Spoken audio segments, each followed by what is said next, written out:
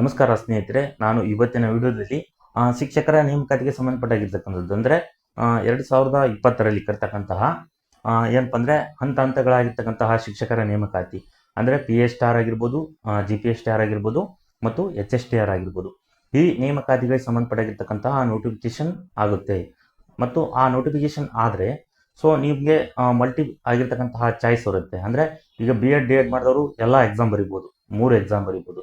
ಮತ್ತು B.Ed ಮಾಡಿದವರು ಅಷ್ಟೇ HSTR ಮತ್ತು GPA-STAR ಬರಿಬೋದು. ಮತ್ತು PA-STAR ಬರೆದವರು ಪೇಪರ್ 1 ಏನು ಪಾಸ್ ಆಗಿದ್ದರೋ ಅವರು PA-STAR ಎಕ್ಸಾಮ್ ಬರಿಬೋದು. ಹಾಗಾದರೆ ಈಗ ನನಗೆ B.Ed D.Ed ಮಾಡಿದ್ರಿ ಹಲವಾರು ರೀತಿಯಾಗಿರ್ತಕ್ಕಂಥ ಆಪ್ಷನ್ಗಳಿದವು. ಬಟ್ ಯಾವಕ್ಕೆ ಓದಿದ್ರೆ ಪಾಠ ಮತ್ತು ಓದಿದರೆ ನಾನು ಯಾವ ರೀತಿ ಅಂದರೆ ಸೆಲೆಕ್ಷನ್ ಆಗಲೇಬೇಕು ಅನ್ನೋದಾದರೆ ನಾನು ಇವತ್ತಿನ ವಿಡಿಯೋದಲ್ಲಿ ಪ್ರಮುಖವಾಗಿ ಹೇಳ್ತಾ ಹೋಗ್ತೀನಿ. ಏನಪ್ಪ ಪ್ರಮುಖವಾಗಿ ಅಂತಂದರೆ ಆಲ್ರೆಡಿ ಆ ನೋಟಿಫಿಕೇಶನ್ ಏನಪ್ಪ ಅಂದರೆ ಮೆನ್ಷನ್ ಮಾಡಿದ್ದಾರೆ. ಎಲ್ಲಿ? ಕಲ್ಯಾಣ ಕರ್ನಾಟಕ ವಿಭಾಗದಲ್ಲಿ. ಏನು ಮೆನ್ಷನ್ ಮಾಡಿದ್ರಪ್ಪ ಅಂದರೆ ಈಗ ಹಲವಾರು ವರ್ಷಗಳಿಂದ ನೋಟಿಫಿಕೇಶನ್ ಆಗಿಲ್ಲ. ಸೊ ನೋಟಿಫಿಕೇಶನ್ ಆಗಿಲ್ಲ ಅನ್ನೋದಾದರೆ ಯಾವಕ್ಕಾಗಿಲ್ಲ ನೋಡ್ಬೋದು ನಾವು. ಫಸ್ಟು PA-STAR ಆಗಿರ್ಬೋದು. PA-STAR ಏನಪ್ಪ ಅಂದರೆ ಹಲವಾರು ವರ್ಷಗಳಿಂದ ನೋಟಿಫಿಕೇಶನ್ ಆಗಿಲ್ಲ, ಸುಮಾರು 10 ವರ್ಷಗಳಾಯಿತು. ಸೊ ನಾನು ಇಂಪಾರ್ಟೆಂಟ್ ಏನು ಹೇಳೋದಾದರೆ 2026ರಲ್ಲಿ ನೀವು ಫೋಕಸ್ ಮಾಡಬೇಕಾಗಿರೋದು ಕಲ್ಯಾಣ ಕರ್ನಾಟಕ ಮತ್ತು ನಾನ್ ಕಲ್ಯಾಣ ಕರ್ನಾಟಕದವರಿಗೆ ಫಸ್ಟ್ ಫೋಕಸ್ ಮಾಡಬೇಕಾಗಿರೋದು ನೀವು. ಅಂದರೆ D.Ed ಏನು ಮಾಡಿದರು ಪೇಪರ್ 1 ಪಾಸ್ ಆಗಿ ಅವ್ರಿಗೇನಾದರೂ ಮಲ್ಟಿ ಆಗಿರ್ತಕ್ಕಂತಹ ಚಾಯ್ಸ್ ಅನ್ನೋದು ಗೊಂದಲ ಇದ್ದರೆ ಫಸ್ಟ್ ನೀವು 10,000 ಇರ್ತಕ್ಕಂತಹ PA-STAR ಹುದ್ದೆಗಳು ಸಿಗ್ತವೆ. ಹಾಗಾದರೆ ಸಿಕ್ಕಾದರೆ ಅದಕ್ಕೆ ನೋಟಿಫಿಕೇಶನ್ ಅತಿ ಹೆಚ್ಚು ಆಗಿರ್ತಕ್ಕಂತಹ ಹುದ್ದೆಗಳು ಅಂದರೆ PA-STAR ಆಗಿರ್ತಂತ ನಾನು ಹೇಳ್ತೀನಿ. ಹಾಗಾಗಿ ನೀವು ಫಸ್ಟು ಪ್ರಿಫರೆನ್ಸ್ ಅದಕ್ಕೆ ಕೊಡಿ. ಈಗ ನೀವು ಹಲವಾರು ಮಲ್ಟಿ ಆಗಿರ್ತಕ್ಕಂಥ ಈಗ PU ಲೆಕ್ಚರು ಬರಿಬೋದು, ಆ ಥರ ಆಗಿರ್ತಕ್ಕಂಥ ನಿಮಗೆ ಕ್ವಾಲಿಫೈ ಇರುತ್ತೆ. ಈಗ ಪ್ರೊಫೆಸರ್ ಆಗಿರ್ಬೋದು, ಅಸಿಸ್ಟೆಂಟ್ ಪ್ರೊಫೆಸರು ಈ ರೀತಿ ಆಗಿರ್ತಕ್ಕಂಥ ಹುದ್ದೆಗಳಿಗೆ ತಲೆ ಕೆಡಿಸ್ಕೊಳ್ಳೋಕೆ ಹೋಗ್ಬೇಡ್ರಿ. ಫಸ್ಟು ನೀವು ಹುದ್ದೆಗಳು ಯಾವುದೇ ಇಲ್ಲಪ್ಪ ಅಂದರೆ ನೀವು first preference to PA-STAR exams ಅಂತ ಹೇಳ್ತೀನಿ. ಯಾಕಂದರೆ ಫಸ್ಟು ನೀವು ಒಂದು ಜಾಬ್ ಇಟ್ಕೊಳ್ರಿ, ಆಮೇಲೆ ತದನಂತರ ನೀವು ಹೈಯರ್ ಆಗಿರ್ತಕ್ಕಂಥ ಪೋಸ್ಟ್ಗಳಿಗೆ ಓದಿ ಅಂತ ನಾನು ಹೇಳ್ತೀನಿ. ಸೊ ನೆಕ್ಸ್ಟ್ ಬರ್ತಕ್ಕಂಥದ್ದು ಈ ಶಾಲಾ ಶಿಕ್ಷಕರ ನೇಮಕಾತಿಗೆ ಸಂಬಂಧಪಟ್ಟಾಗಿರ್ತಕ್ಕಂಥದ್ದು ಸೆಕೆಂಡ್ ಪ್ರಿಫರೆನ್ಸ್ ಯಾವ್ದು ಕೊಡ್ರಿ? ಫಸ್ಟು PA-STAR ಕೊಡಿ. ಯಾಕಂದರೆ 10,000 ಇರ್ತಕ್ಕಂತಹ ನೋಟಿಫಿಕೇಶನ್ ಆಗುತ್ತೆ ಅಂತ ಹೇಳ್ತೀನಿ. GPA-STAR second focus Kalyana Karnataka ಇರ್ಬೋದು, ನನ್ನ ಕಲ್ಯಾಣ ಕರ್ನಾಟಕ. ಈ ಕಲ್ಯಾಣ ಕರ್ನಾಟಕ ಅಂದರೆ ಹೈದರಾಬಾದ್ ಕರ್ನಾಟಕ ಅಂತ ಇರ್ತೇವೆ. ಸೊ 6 ಜಿಲ್ಲೆಗಳು ಏನದವೋ ಆ ಜಿಲ್ಲೆಗಳಿಗೆ ಅಂತ ಹೇಳ್ತೀನಿ. ಸೊ ನನ್ನ ಕಲ್ಯಾಣ ಕರ್ನಾಟಕ ಅಂದರೆ ನಾನು ಹೈದರಾಬಾದ್ 24 ಜಿಲ್ಲೆಗಳು ಏನದವೋ ಅವಕ್ಕೆ ಸಂಬಂಧಪಟ್ಟಿರ್ತಕ್ಕಂಥ ಅಂತ ಹೇಳ್ತೀವಿ. ಸೊ ಇಲ್ಲಿ ಏನಪ್ಪ ಅಂದರೆ ಸೆಕೆಂಡ್ ಪ್ರಿಫರೆನ್ಸ್ ಟು GPA-STAR ಹಾಗಾದರೆ ಮೆನ್ಷನ್ ಮಾಡಿದರೆ ಅಲ್ಲಿ 78 ಆಗಿರ್ತಕ್ಕಂಥದ್ದು ಕಲ್ಯಾಣ ಕರ್ನಾಟಕ ವಿಭಾಗದವರಿಗೆ ಹುದ್ದೆಗಳಿವೆ. ಆದರೆ ನನ್ನ ಕಲ್ಯಾಣಕ್ಕೆ ಇನ್ನೂ ಮೆನ್ಷನ್ ಆಗಿಲ್ಲ. ಹಾಗಾಗಿ ಆ ಮೆನ್ಷನ್ ಆಗುವವರೆಗೂ ನೀವು ಏನಪ್ಪ ಅಂದರೆ ಕಾಯಿರಿ ಮತ್ತು ನೋಟಿಫಿಕೇಷನ್ನಲ್ಲಿ ಕರೀತಾರೆ GPA-STAR ಅಂದರೆ ಸ್ವಲ್ಪ ಕಡಿಮೆ ಪೋಸ್ಟ್ ಅಂತ ಹೇಳ್ತೀನಿ. ಹಾಗಾಗಿ 2022ರಲ್ಲಿ ನೋಟಿಫಿಕೇಶನ್ ಆಗಿಬಿಟ್ಟಿದೆ ಆಲ್ರೆಡಿ GPA-STAR. ಹಾಗಾಗಿ ಈ ಸಲ ಕಡಿಮೆ ಕರಿಬೋದು ಅನ್ನೋ ಒಂದು ಚಾನ್ಸ್ ಇದೆ. ನೋಡೋಣ, ನೋಟಿಫಿಕೇಷನಲ್ಲಿ ಕರೆದ್ಮೇಲೆ ಗೊತ್ತಾಗುತ್ತೆ. Next third preference to HSTR ಅಂದರೆ 1000ಕ್ಕೂ ಹೆಚ್ಚು ಆಗಿರ್ತಕ್ಕಂತಹ ನೋಟಿಫಿಕೇಶನ್ ಇರ್ತಕ್ಕಂಥದ್ದು HSTR. ಇಲ್ಲಿ ಏನಪ್ಪ ಅಂದರೆ ಈಗ TET ಪಾಸ್ ಆಗಲಿರೋರು ಕೂಡ ಬರಿಬೋದು. ಹಾಗಾಗಿ ಇಲ್ಲಿ ಕಾಂಪಿಟೇಷನ್ ಕೂಡ ಹೆಚ್ಚಿಗೆ ಇರುತ್ತೆ, ನೀವು ಎಫರ್ಟ್ ಕೂಡ ಹೆಚ್ಚಿಗೆ ಇರಬೇಕಂತ ಹೇಳ್ತೀನಿ. ಸೊ ಏನಪ್ಪ ಅಂದರೆ ಇಲ್ಲಿ ನೋಟಿಫಿಕೇಶನ್ ಆಗುತ್ತೆ 1000ಕ್ಕಿಂತ ಹೆಚ್ಚು. ನೆಕ್ಸ್ಟು ಬರೋದಾದರೆ ಫೈನಲ್ ಆಗಿರ್ತಕ್ಕಂಥದ್ದು ಏನಪ್ಪ ಡಿಸಿಷನ್ ತೊಗೊಳೋದಾದರೆ ನನ್ನ ಒಂದು ಏನಪ್ಪ ಮಾತು ಅನ್ನೋದಾದರೆ ಅತಿ ಹೆಚ್ಚು ನೋಟಿಫಿಕೇಶನ್ ಆಗೋ ಹುದ್ದೆಗಳಿಗೆ ಹೋಗಿ. ಏನೇನು ಈಗ ಶಾಲಾ ಶಿಕ್ಷಕರ ನೇಮಕಾತಿಗೆ ಕರೀತಕ್ಕಂಥ ಹುದ್ದೆಗಳಲ್ಲಿ ನೋಟಿಫಿಕೇಶನ್ ಅತಿ ಹೆಚ್ಚು ಹಾಕೋವಪ್ಪ ಅನ್ನೋದಾದರೆ ನಿಮಗೆ ಆಲ್ರೆಡಿ ಗೊತ್ತು. ಈಗ ನಾನು ಹೇಳಿದಲ್ಲ, PA-STAR ಎಕ್ಸಾಮ್ಗೆ ಅತಿ ಹೆಚ್ಚು ನೋಟಿಫಿಕೇಶನ್ ಆಗುತ್ತೆ. ಯಾರ್ಯಾರು ಕ್ವಾಲಿಫೈ ಇದ್ದರು ಅವರು PA-STAR ಎಕ್ಸಾಮ್ಗೆ ಓದಿ ಅಂತ ನಾನು ಹೇಳ್ತೀನಿ. ನೆಕ್ಸ್ಟು ಬರೋದಾದರೆ ಏನೇನು ನಿಮ್ಮ ಕ್ವಾಲಿಫೈ ಇದೋ ಸೆಕೆಂಡ್ ಥರ್ಡ್ ಅವನು ಓದಿ ಅಂತ ಹೇಳ್ತೀನಿ. ಸೊ ಇಲ್ಲಿ ಒಂದು ಏನಪ್ಪ ಅಂದರೆ ನಾನೊಂದು ಫೈನಲ್ಲು D.Ed ಏನು ಮಾಡಿದ್ರು PA-STAR ಎಕ್ಸಾಮ್ ಬರಿಬೋದು. ಸೊ ಇಂಪಾರ್ಟೆಂಟ್ ಆಗಿರ್ತಕ್ಕಂಥದ್ದು ಅವ್ರು ಬರೀರಿ.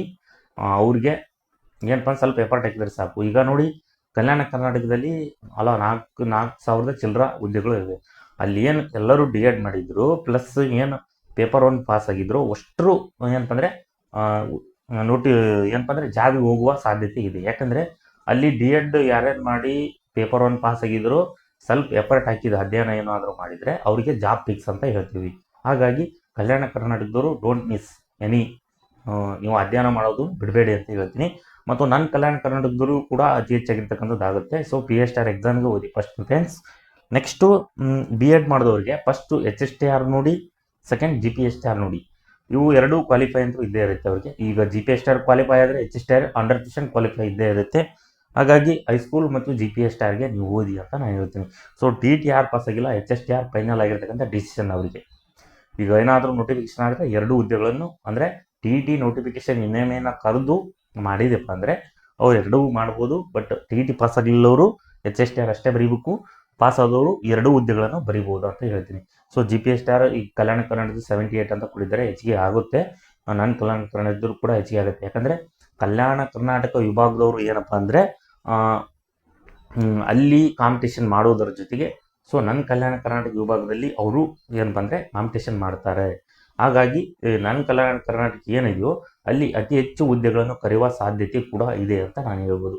ಸೊ ಈಗ ನೋಟಿಫಿಕೇಶನ್ ಯಾವಾಗ ಅನ್ನೋಕ್ಕಂತೂ ಮುಂಚೆ ನಿಮಗೆ ತಲೆಯಲ್ಲಿ ಬರುತ್ತೆ. ಹಾಗಾಗಿ 100% ಈಗ ಬಜೆಟ್ ಅಂದರೆ 2027 ಬಜೆಟ್ ಆಗುವ ಮುಂಚೆನೇ ಕರೀಬೇಕು.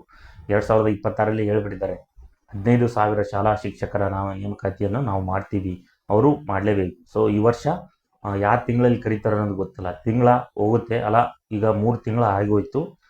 ನೆಕ್ಸ್ಟು 1 or 2 ಮಂತಲ್ಲೇ 100% ನೋಟಿಫಿಕೇಶನ್ ಆಗುತ್ತೆ.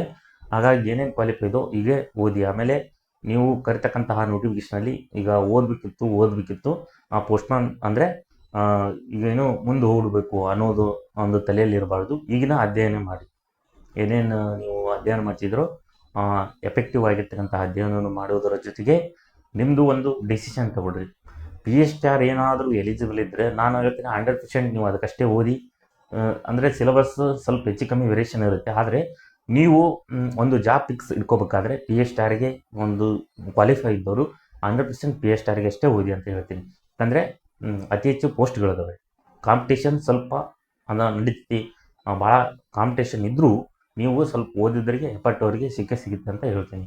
ಸೊ ನೆಕ್ಸ್ಟು ನಾನು ಇದಕ್ಕೆ ಶಿಕ್ಷಕರ ನೇಮಕಾತಿಗೆ ಸಂಬಂಧಪಟ್ಟಾಗಿರ್ತಕ್ಕಂಥ ಹಲವಾರು ವಿಡಿಯೋಗಳನ್ನು ಏನಪ್ಪ ಅಂದರೆ ಈ ಚಾನಲನ್ನು ಹಾಕ್ತಾ ಹೋಗಿದ್ದೀನಿ. ಹಾಗಾಗಿ ಯಾರ್ಯಾರು ಈ ಹೊಸ್ದಾಗಿ ನೋಡ್ತಿದ್ರು ಈ ಚಾನಲನ್ನು ಸಬ್ಸ್ಕ್ರೈಬ್ ಮಾಡಿ. ಜೊತೆಗೆ ನಾನು ಇಂದಿನ ವಿಡಿಯೋದಲ್ಲಿ ಹಲವಾರು ರೀತಿಯಾಗಿರ್ತಕ್ಕಂಥ MCQ ಆಗಿರ್ತಕ್ಕಂಥ ವಿಷಯಗಳಿಗೆ ಸಂಬಂಧಪಟ್ಟಾಗಿರ್ತಕ್ಕಂಥ ಕ್ಲಾಸಸ್ ಕೂಡ ಮಾಡ್ತಾ ಹೋಗಿದ್ದೀನಿ. ನೆಕ್ಸ್ಟು ಏನಪ್ಪ ಅಂದರೆ ನಾನು ಬೇರೆ ವಿಷಯದೊಂದಿಗೆ ಅಂದರೆ ಈಗ ನೀವೇನಾದರೂ ಡೌಟ್ ಇದ್ದರೆ ಈ ಕಾಮೆಂಟ್ ಮೂಲಕ ತಿಳಿಸಿ, ಲೈಕ್ ಮಾಡಿ, ಕಾಮೆಂಟ್ ಮಾಡಿ. ಏನಾದರೂ ಡೌಟ್ ಇದ್ದರೆ ನಾನು ತಕ್ಷಣ ರೀತಿಯಾಗಿರ್ತಕ್ಕಂತಹ ಆನ್ಸರ್ ಕೊಡ್ತೀನಿ. ಪ್ಲಸ್ ಏನಪ್ಪ ಅಂದರೆ ನಾನು ನೆಕ್ಸ್ಟ್ನ ವಿಡಿಯೋದಲ್ಲಿ ಇದಕ್ಕೆ ಸಂಬಂಧಪಟ್ಟಾಗಿರ್ತಕ್ಕಂಥದ್ದು ಏನೇನು ಕಾಮೆಂಟ್ ಬರುತ್ತವೋ ಅದಕ್ಕೆ ಸಂಬಂಧಪಟ್ಟಾಗಿರ್ತಕ್ಕಂಥ ವಿಡಿಯೋ ಮಾಡ್ತಾ ಹೋಗ್ತೀನಿ. ಧನ್ಯವಾದಗಳು.